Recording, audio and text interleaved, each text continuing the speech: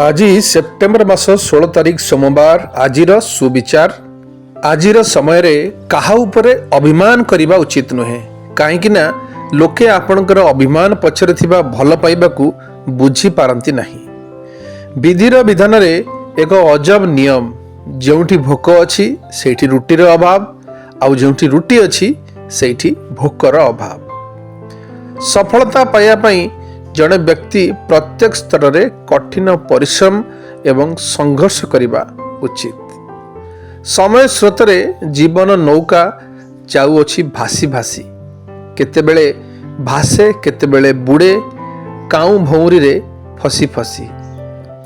दुश्चिंता मनीष मस्तिष्कर शक्ति को क्षय करिथाए। एहा परे क्रमशः ताहा मनीषर आत्मा को नष्ट करिदिए।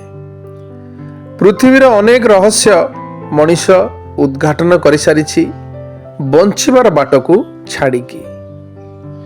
परिवर्तन फास्ट कष्टसाध्य सेकेंड रे समस्या जड़ित किंतु लास्ट रे ताहा सुफल देई थाए। शुभ सकाळ दिनटी आपणकर मंगलमय हेउ।